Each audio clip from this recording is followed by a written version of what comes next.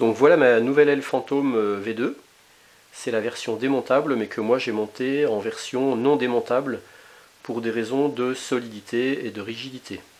Parce qu'en version démontable, je pense qu'elle serait trop fragile pour le poids qu'elle fait équipée en FPV. Donc j'ai ici la caméra Sony pour le vol FPV. Ici j'ai mis l'emplacement de la Mobius. Donc je n'ai plus de GoPro devant. J'ai plus qu'une petite Mobius ici. Ici c'est l'émetteur vidéo.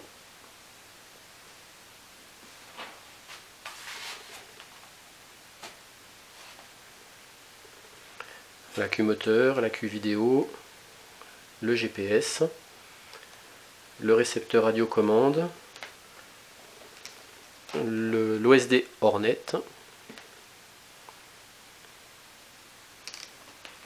voilà, et puis là ici j'ai l'ESC, là derrière ici le current sensor.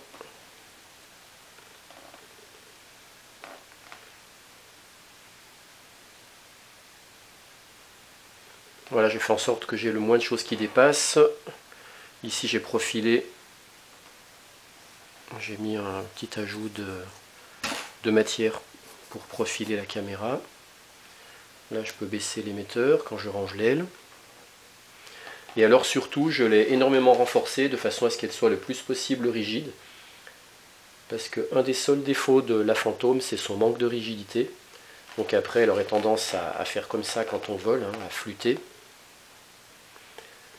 Donc je les rigidifie avec une tige de carbone ici, là, j'en ai mis aussi une ici, et puis de l'autre côté,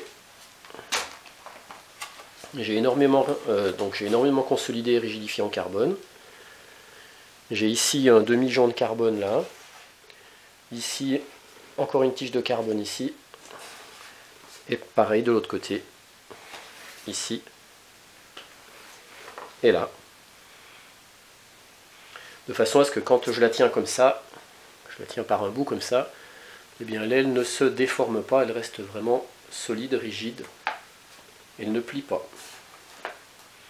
Ce que j'ai fait également, j'ai ajouté ici un petit plot de façon à protéger la tringlerie ici, les guignols. Parce que ça m'arrivait quelquefois de me poser dans de l'herbe haute.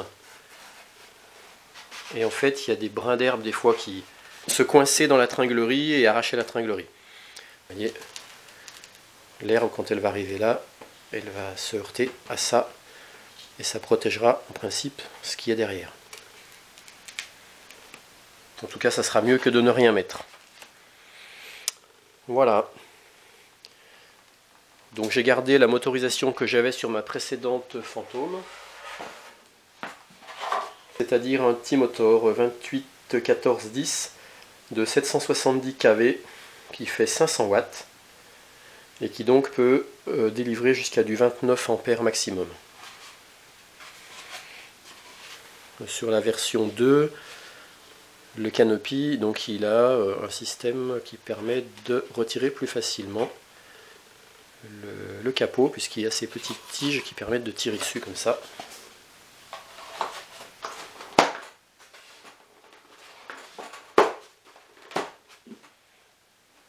Voilà, là ça tient bien, c'est propre. Et puis j'ai récupéré l'ancien Canopy de ma précédente Fantôme. Donc c'est de la récup, hein, il y avait eu de la casse, mais en fait pour pouvoir continuer à voler avec une nacelle, parce qu'il faut reconnaître que c'est très joli, ça fait quand même des vidéos beaucoup plus propres, beaucoup moins bougées. Et donc le souci que j'avais, c'est que le système de fixation du précédent Canopy, eh bien il avait ici des clips, il y avait ici des crochets qui ne pouvaient pas rentrer dans cette barre de carbone là, parce que sur la V2, cette barre de carbone a un diamètre plus important que le diamètre de la barre de carbone qui était sur la précédente Fantôme. Donc du coup les crochets comme ça qui étaient là, ici ne rentraient pas là-dedans. Donc je les ai tout simplement enlevés et j'ai mis des velcro. Et comme ça, je passe mon velcro derrière la barre de carbone ici. Je le remonte là, comme ça. Et je peux le fixer comme ça.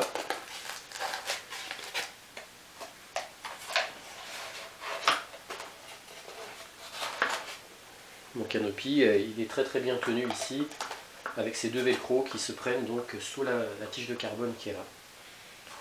Et ici, l'avant rentre très bien,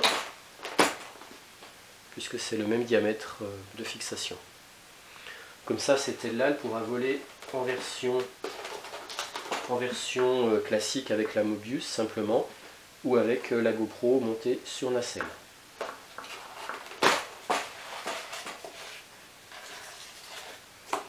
Voilà, il ne me reste plus qu'à faire les premiers essais en vol, et je vous partagerai ça dès que c'est fait.